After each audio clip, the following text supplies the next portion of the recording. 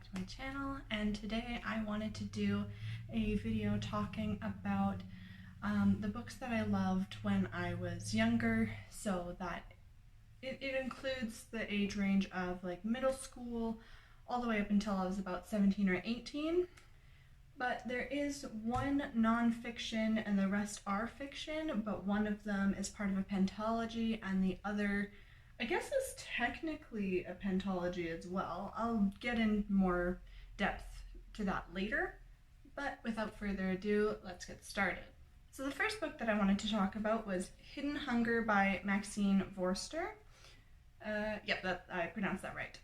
So this I got at a Christian bookstore that was in town. I think, yeah, it's still up and running. I was misremembering something, but this is about a woman. She struggled with, I think it was bulimia. I'm not entirely sure, but it takes on eating disorder recovery from a Christian standpoint, and it's really thin, which is nice, so it makes it pretty easy to digest and read. There's only, I think, there's only like 10 chapters to it, 10 parts. And this actually really helped me when I was younger and really struggling with my eating disorder. So I highly recommend it. If you are struggling and you are a Christian, definitely pick this up. And even if you're not a Christian, there's still a lot of good stuff in here that would probably help you. So again, highly recommend. The next books that I wanted to talk about is the Wormling Series. There's 5 here. So the first book in the series is called The Book of the King, and it is by Jerry B. Jenkins and Chris Fabry, and this is about a boy who he finds this book. I think it's like leather on the outside. I don't fully remember, but it was given to him by this mysterious guy who shows up at his father's bookstore one day, and I think, the guy tells him, Owen is the main character, not to tell anybody about the book, but to just keep it a secret and read it. And this is a fantasy story, middle grade. And so basically what ends up happening is that he opens this book and he starts to read it, and then this little worm guy comes out, and normally I wouldn't like that kind of thing. I remember it creeping me out as a kid because it's like, ew. But he's actually pretty cute, and he becomes Owen's friend throughout the series. And the more Owen reads this book that is called The Book of the King, the worm opens up, like he kind of like eats away through walls and stuff like that, and he opens up this portal from our world into this like magical world.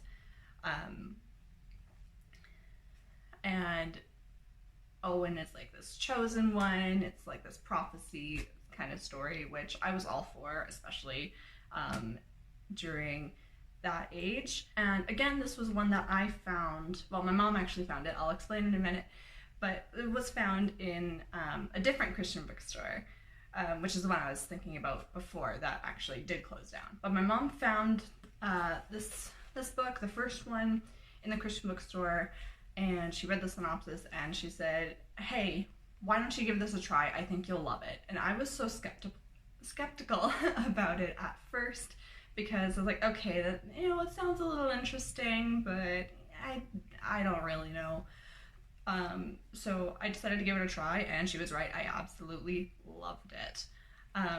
The writing style, I tried rereading this series again, like last year, I think, early last year, and I got to the second one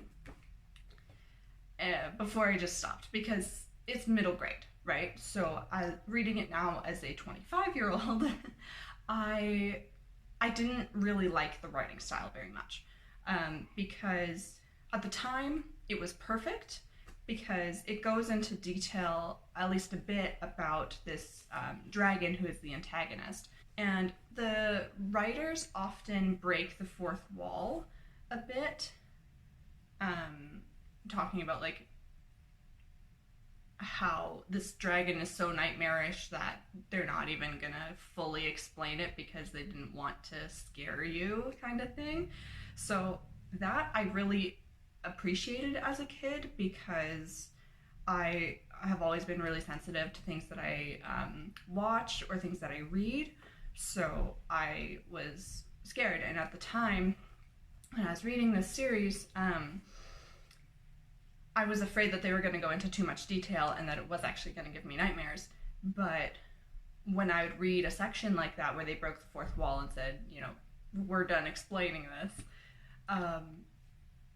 I was relieved, because at that point, like, while they were describing this dragon and all of his associates, I guess is the right word, I started to get like bothered by it, and then they'd stop, and it was very helpful.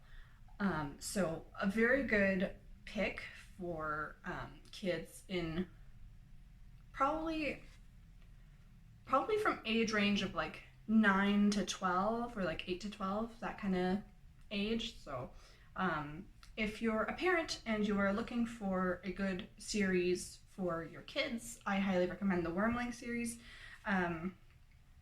So the first book, like I said, is called The Book of the King, and then we have The Sword of the Wormling, which is pretty cute. I mean, I love the cover. I don't know, it's great. And then we have The Changeling, which I really liked this one. I think at the time this one was my favorite because it was a new concept to me, to have like this being that could shapeshift, and you never really expected when the changeling was actually going to show up and reveal its true self. So that was like full of twists and turns for me. Then we have The Minions of Time and The Author's Blood.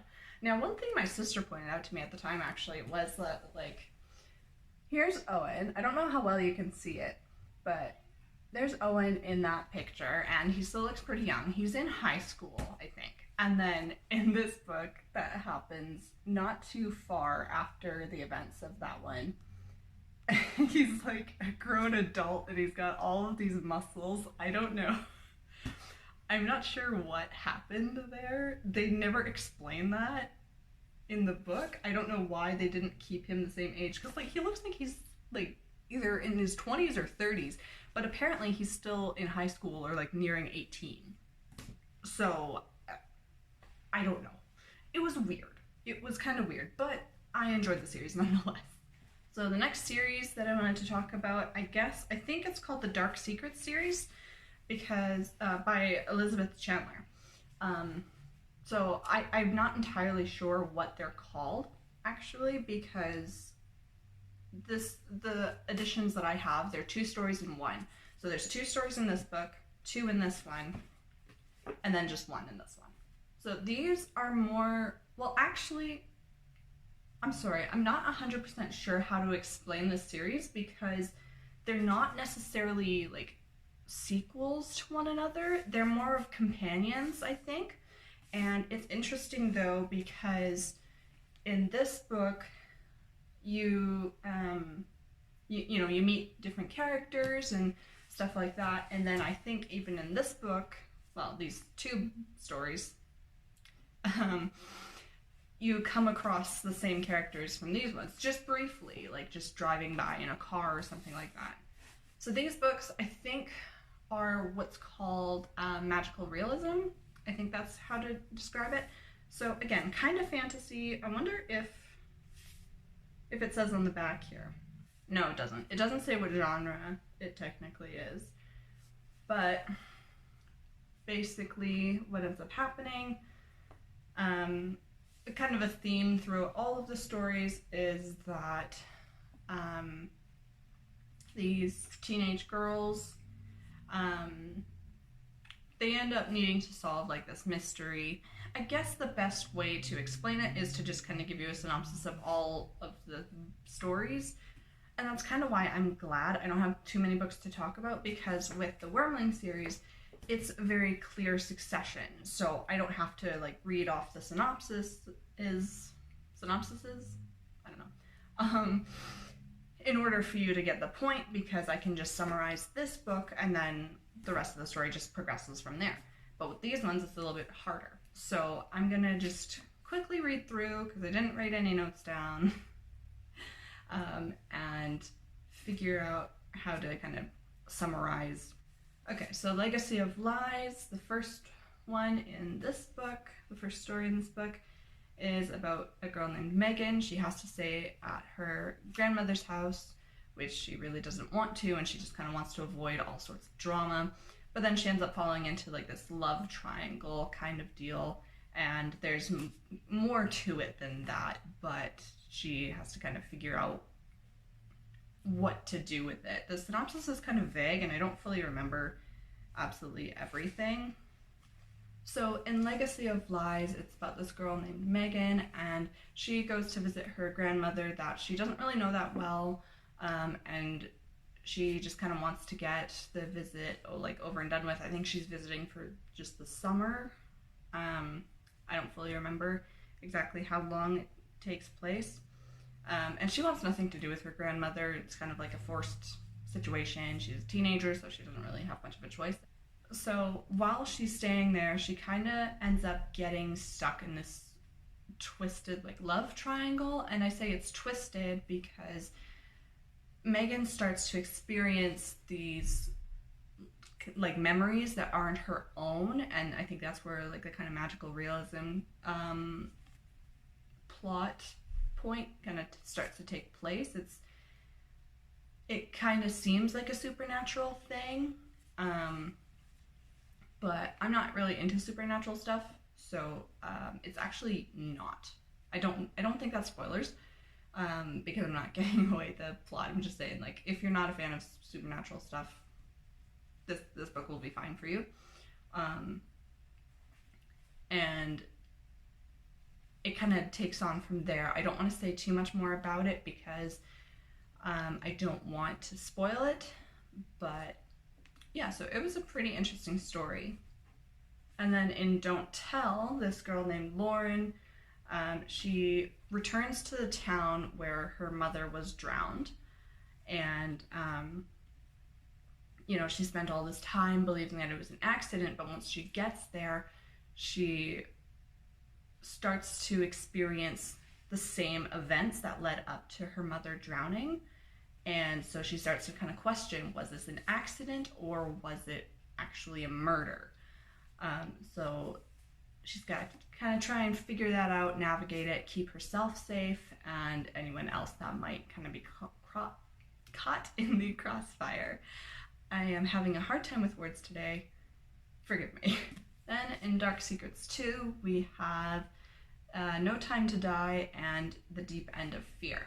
So both of these stories, just reading the synopsis again, they're both pretty similar to the ones in this book, but it's just in No Time to Die, Jenny is, she's devastated by the death of her sister Liza, and she joins the same drama club that Liza was in, and she fully believes that her sister was actually murdered, and she knows that someone in the drama club knows exactly what happened to Liza, and she's got to try and figure it out before she becomes the next victim. So for The Deep End of Fear, I think I'm just going to read the synopsis because I'm having a hard time kind of summarizing it myself.